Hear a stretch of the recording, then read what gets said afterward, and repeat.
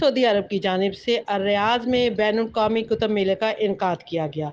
اس کتب میلے کا مقصد بین الاقوامی تنظیموں، حکومت کے مابین تعاون، مقامی ثقافت کی ترقی اور ترویج اور تعلیمی سرگرمیوں کا فروغ تھا۔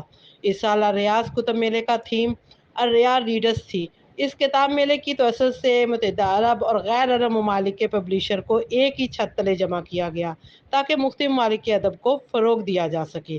اس عالیشان میلے کا انعقاد ملک سعود یونیورسٹی میں کیا گیا، جہاں قارئین، مصنفین، محققین اور پبلیشر کی بڑی تعداد کے ساتھ میڈیا کی نامی گرامی شخصیات نے بھی شرکت کی۔ 30 ممالک سے 2000 پبلشنگ ہاؤسنگ نے شرکت کی، جو ایک بہت بڑی کامیابی ہے۔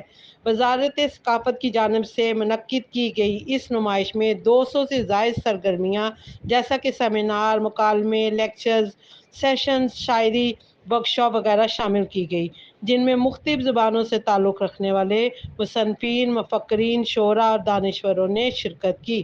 سعودی عرب میں پاکستانی سفیر احمد فاروق اور مشہور مصنف مستنصر حسین تارڑ صاحب کے صاحبزادے سلجوق مستنصر تارڑ اور آکسفورڈ یونیورسٹی پریس کی سابقہ مینیجنگ ڈائریکٹر امینہ سید نے خصوصی شرکت کی۔